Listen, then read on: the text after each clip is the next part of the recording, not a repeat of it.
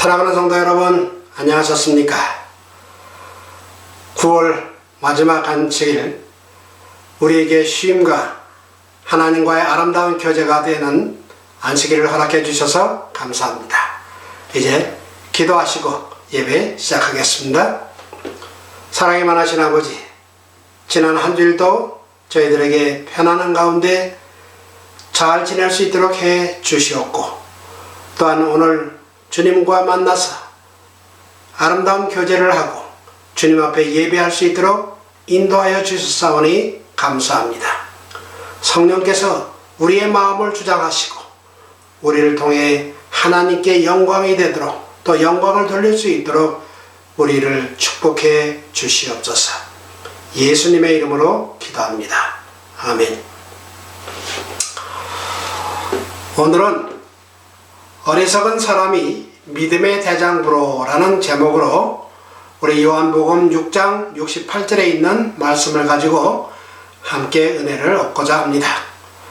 거기 요한복음 6장 68절에는 이런 말씀이 있습니다.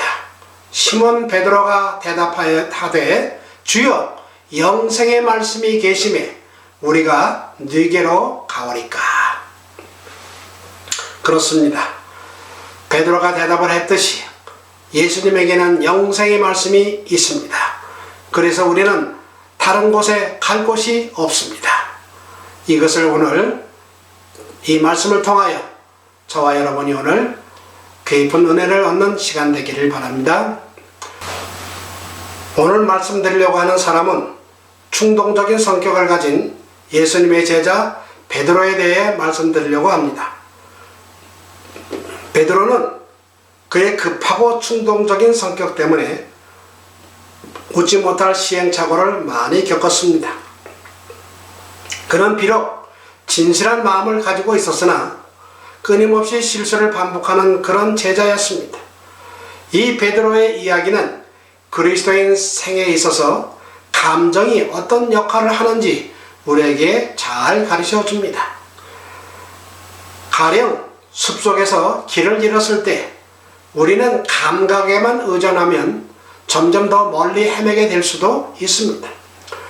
우리는 보고 듣고 냄새를 맡을 수 있지만 여전히 길을 찾지는 못합니다. 우리가 가지고 있는 본능 이외에 무엇인가 더 필요한데 그것은 바로 나침판과 지도입니다. 오늘날은 전화기에 있는 GPS가 그 역할을 대신해 주지 않습니까? 이것은 영적인 생에 있어서도 마찬가지입니다. 우리가 느끼는 것이 진리에 대한 최종적 시금석이 되지 못합니다. 우리는 우리 외부에 있는 무엇인가를 더 필요로 합니다. 우리에게는 영적인 나침판과 지도가 필요합니다. 감정이 그리스도인 생에 있어서 매우 중요한 부분이긴 하지만 가장 중요한 부분은 아닙니다. 만일 우리가 적절한 주의를 기울이지 않으면 그 감정은 우리를 위험에 빠뜨릴 수 있습니다. 그런데 베드로는 감정에 치우쳐 종종 어려움에 빠지기도 했습니다. 그러나 그가 예수님께 자신을 전적으로 굴복했을 때 그의 감각과 열정은 주님의 사업을 위한 강력한 도구가 되었습니다. 예수께서는 베드로의 활동성과 선한 의도를 바르게 이끌어 주시고 그의 믿음을 강화함으로써 그를 초기교회의 기둥과 같은 지도자로 세우셨습니다. 우리가 성경에서 보면 베드로는 갈릴리 북동쪽 연안에 있는 베세다라는 어촌 출신인 것을 알 수 있습니다.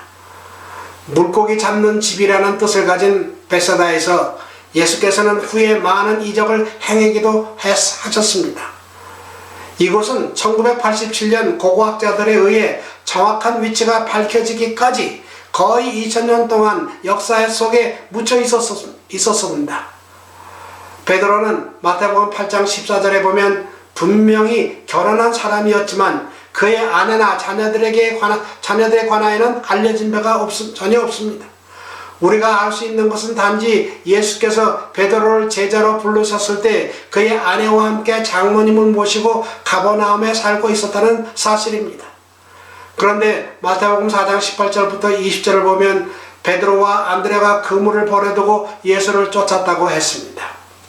이때 베드로의 마음속에 어떤 생각이 스쳐갔는지 모르지만 예수님에 관한 어떠한 강한 매력이 베드로로 하여금 자신의 가족과 생업을 버려두고 이 떠돌이 선생님을 따르도록 이끌었다는 것은 자신의 생업을 버렸음을 의미합니다. 그들은 어떤 대가를 지불하고서라도 주님을 따를 각오가 되어 있었던 것이 분명합니다. 우리들도 주님의 참된 제자가 되려면 이와 같은 전적인 헌신이 필요하지 않을까요? 여기서 우리 모두는 한 가지 교훈을 배워야 하는데 우리도 이와 같이 준비될 필요가 있습니다. 우리도 어떤 대가를 지불하고서라도 예수님을 따라야 합니다. 그리고 베드로와 바울은 비록 서로 다른 배경을 가지고 있었으나 예수께서는 이들 각자를 부르셔서 전적인 헌신을 할 것을 요구하셨습니다. 상류 계층이든 노동자 계급이든 그것은 그다지 중요하지 않았습니다. 우리 배경이 어떠하든지 하나님께 전적으로 헌신하기만 하면 그분께서는 당신의 도구로 사용하십니다. 또한 베드로도 다른 제자들처럼 예수님으로부터 직접 배우는 특권을 가졌습니다. 베드로는 예수님과 함께 긴 여행을 했고 그분과 함께 먹었으며 그분과 함께 일하였습니다. 그는 예수께서 하시는 말씀을 들었고 그분께서 사람들과 함께 일하시는 특별한 사건을 목격하였고 예수께서 모세와 엘리야와 더불어 이야기하시는 것을 주목하여 보았습니다. 또한 그는 예수께서 죽은 사람들을 일으키시는 것을 보았습니다. 그는 예수께서 붙잡히실 때에 그분과 함께 있었고 무덤에서 일어나신 후에도 그분을 만나 보았습니다. 베드로는 또한 많은 유용한 배움의 기회를 가졌었습니다. 그는 종종 생애의 변화를 가져오는 실물 교훈의 중심에 서 있는 자신을 발견하곤 하였습니다. 이 모든 교훈들은 베드로로 하여금 초기 교회의 위대한 선교사 중 하나가 되도록 준비시켜 주신 것이었습니다. 그런데 베드로는 예수님과 함께하는 동안에도 많은 실수를 범하였습니다. 마태복음 14장에서는 무리로 걸어가다가 의심을 하여 물속으로 빠졌고 또 마태복음 26장에서는 예수께서 겟세마네 동산에서 피땀을 흘리며 기도하실 때 잠자고 있었으며 또 마가복음 10장에서는 결코 주를 부인하지 않겠다고 맹세했으나 3번씩 부인을 했으며 또 요한복음 18장에서는 대제사장의 종 말고기를 겁으로 쳐서 베어버렸습니다. 이러한 모습을 보면 베드로는 너무나도 대담은 했지만 참을성이 없었으며 성급하게 행동하거나 싸우기를 좋아하는 모습이었습니다. 그런 중요한 순간에 잠을 자는가 하면 겸손하고 온유하며 신실한 그리스도인이 가져서는 안 될 좋지 못한 특성을 다 가지고 있는 것 같았습니다. 그러나 베드로는 이러한 모든 성향들을 극복하고 초기 교회의 핵심적인 지도자 중 한 사람이 되었으며 예수님을 위해 일하는 능력 있는 전도자와 선교사가 되었습니다. 그의 생애는 하나님께 전적으로 복종하는 사람의 삶이 어떻게 변화될 수 있는지를 잘 보여주고 강력하게 생생한 증거가 되었습니다. 베드로는 성급하게 나서기를 좋아하는 신중하지 못한 성격의 소유자였으나 자신을 예수님께 의지했을 때 그분께서는 그를 변화시키시고 초기교회 지도자를 삼으셨습니다. 여러분, 우리 생애는 훈련 과정입니다. 생애에 있는 동안 그리스도에는 불리한 영향을 만나게 될 것입니다. 기질을 시험하기 위한 도전이 있을 것입니다. 바른 정신으로 이런 것들을 만남으로써 그리스도인의 덕성은 개발됩니다. 손해와 모욕을 온유하게 참고 모욕적인 말들의 부드러운 대답으로 반응하고 압제적 행동을 친절로 대하면 이것은 그리스도의 영이 마음속에 거하고 산 포도나무에서 받은 수액이 가지로 흐르고 있다는 증거입니다. 우리는 이 세상에서 그리스도의 학교에 다니게 되는데 그곳에서 마음의 온유와 겸손을 배워야 합니다. 마지막 심판의 날에 우리가 만나는 모든 장애, 우리가 담당하도록 부름을 받은 모든 난관과 곤란은 그리스도의 생애의 원칙을 적용하는 데 있어서 실제적 교훈들인 것을 깨닫게 될 것입니다. 잘 견디기만 하면 그것들은 품성에 있어서 그리스도와 같아지게 해주고 그리스도인을 세상 사람과 구별하게 해줍니다. 우리 교회정원 5권 334쪽에 이런 말씀이 있습니다. 자아를 높이고자 하지 말고 그리스도의 학교에서 마음의 온유와 겸손을 배우라. 그대는 베드로의 품성이 어떠했으며 그의 유별난 특성들이 어떻게 개발되었는지 안다. 큰 실수가 있기 전에 그는 언제나 건방지고 전제적이었고 순간적인 충동에 의하여 무분별하게 말하였다. 그는 언제나 다른 사람들을 나무라고 자기 자신이나 그가 말하고자 하는 것을 분명히 깨닫기 전에 그는 마음을 표현할 준비가 이루어져 있었다. 그러나 베드로는 회개했다. 회개한 베드로는 경솔하고 성급한 베드로와는 매우 달랐다. 그는 이전 열성을 간직했지만 그리스도의 은혜가 그의 열성을 조절했다. 성급하고 자신있고 사고하게 되는 대신에 그는 조용하고 침착하고 배우는 자세가 되었다. 그는 그리스도의 양떼에 속한 양들은 물론이요 어린 양들도 먹일 수 있게 되었다 라고 말씀하고 있습니다. 또한 우리가 한 가지 알 수 있는 것은 베드로는 예수님을 메시아 즉 그리스도로 선언했으나 그는 그 의미를 바르게 이해하지 못하고 있었던 것 같습니다. 베드로와 다른 제자들이 가지고 있었던 메시아에 관한 견해는 그 당시의 일반적인 이해를 반영해 줍니다. 그들은 메시아가 다윗의 혈통으로부터 와서 로마를 전복시키고 정의와 평화의 나라를 세울 것으로 믿었습니다. 그러나 예수께서는 제자들과 무리들에게 하나님의 왕국은 영적인 왕국이요 세상 왕국이 아니라는 것을 분명히 가르치셨습니다. 하나님의 왕국은 권력이나 검으로 세워지는 것이 아니라 사랑과 용서와 의로 세워질 것입니다. 예수께서는 그분의 사역의 중요한 단계에서 제자들에게 당신의 죽음에 대해 말씀하셨습니다. 그분께서는 예루살렘으로 올라가셔서 죽음을 당하시고 사흘 만에 부활하실 것을 그들에게 말씀하셨습니다. 베드로는 예수께서 죽임을 당하러 가신다는 말씀에 크게 충격을 받았습니다.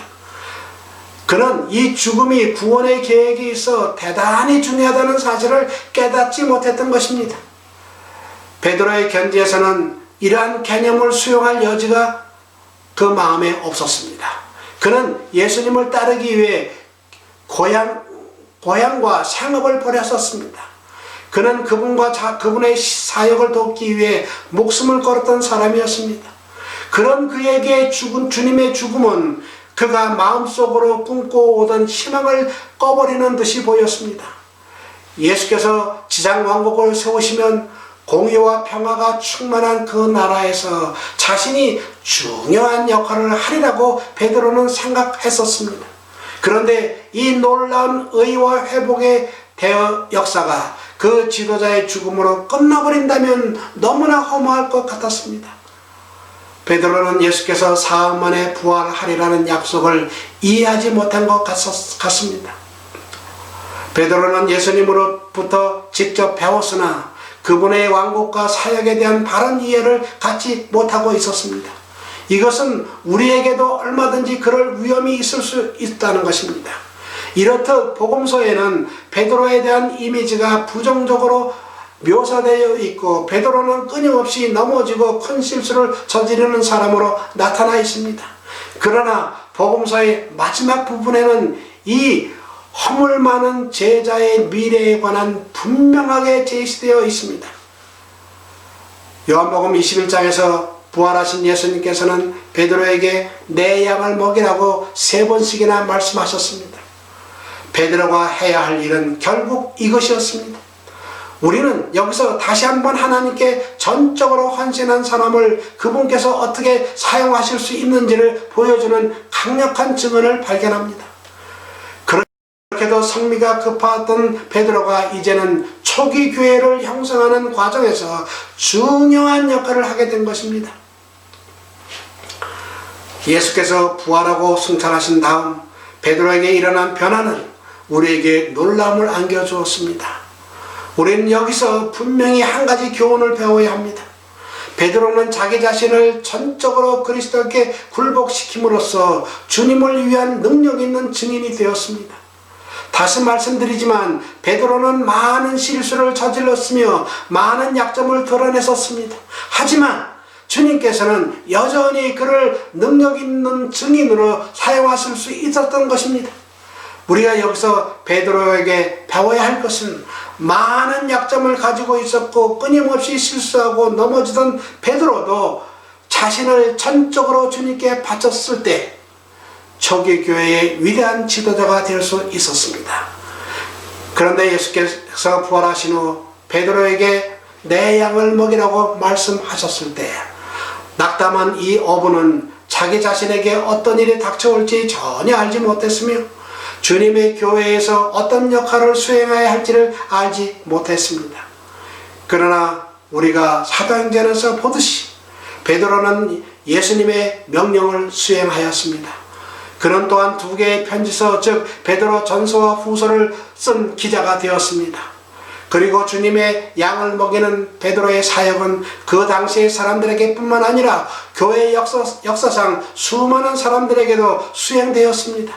어떤 면에서 우리가 베드로의 편지서를 읽을 때마다 우리는 그리스도께서 당신의 제자 베드로에게 하신 말씀을 일부분을 성취시키고 있는 것입니다. 아무튼 이처럼 심오하고 웅변적인 글이 사복음서에 나오는 그 베드로에게서 나왔다는 사실은 도저히 믿어지지 않습니다. 그리고 그는 과거에는 말이 먼저 튀어나오던 성급한 사람이었습니다. 이런 베드로가 하나님의 은혜로 새로운 피조물로 된 것입니다. 뿐만 아니라 베드로전서 1장 18절부터 21절과 2장 2절로 4절에 나오는 베드로의 말은 매우 강력합니다. 너희가 알거니와 너희 조상의 유전한 망령된 행실에서 구속된 것은 은이나 금같이 없어질 것으로 한 것이 아니요 오직 흠없고 점없는 어린 양 같은 그리스도의 보배로운 피로 한 것이니라.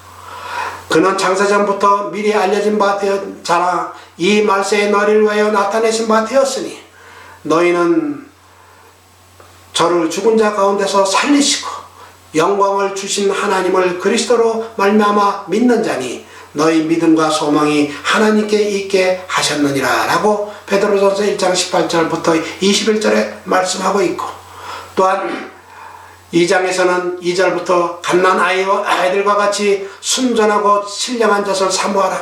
이는 이로 말미암아 너희로 구원에 이르도록 자라게 하려 함이라. 너희가 주의 인자하심을 맛보았으면 그리하라. 사람에게는 버림받았으나 하나님께서는 택하심을 입은 보배로운 산돌이신 예수께 나와 너희도 산돌같이 신령한 집으로 세워지고 예수 그리스도로 말미암아 하나님이 기쁘게 받으실 신령한 제사를 드릴 거룩한 제사장이 될지니라 라고 베드로전서 2장에 말씀하고 있습니다. 이 구절에서 베드로는 우리로 하여금 구원하게 하기 위한 방편으로서의 예수님의 죽음에 초점을 맞추고 있습니다. 베드로는 한때 예수님께 결코 십자가를 져서는 안 된다고 말했던 사람이었지만 이제는 십자가를 구원하기 위한 길로서 설교하고 있습니다. 또한 그는 우리의 대속주이신 예수께서 우리의 죄를 받아들이신 곳으로 십자가를 소개하고 있습니다.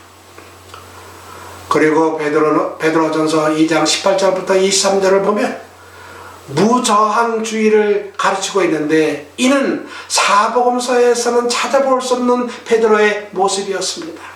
참으로 그의 변화는 놀라운 변화였습니다. 이러한 사실은 우리가 개인의 품성 개발의 어느 단계에 있든지 우리 모두에게 희망을 주고 있습니다. 그리고 베드로 전서와 후서에 나타난 베드로의 모습은 사복음서에 나오는 성급하고 허풍스러우며 비겁한 그런 모습이 아닙니다.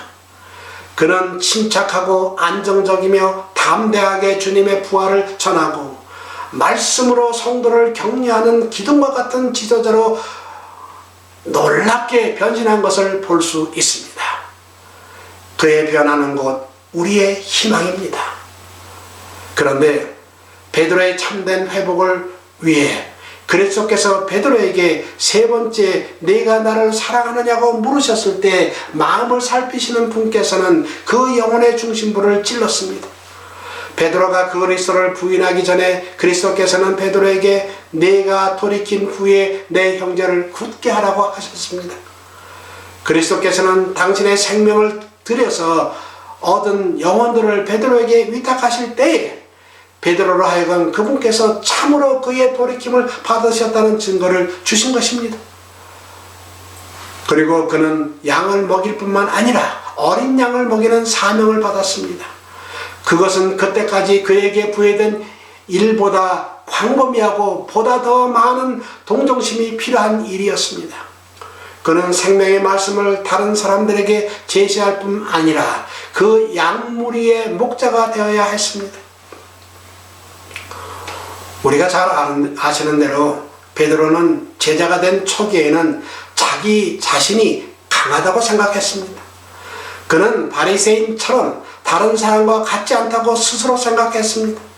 그리스도께서 잡히시던 저녁에 너희가 다 나를 버리리라고 예고하셨을 때에도 베드로는 자신있게 다 버릴지라도 나는 그렇지 않겠나이다 라고 말했습니다.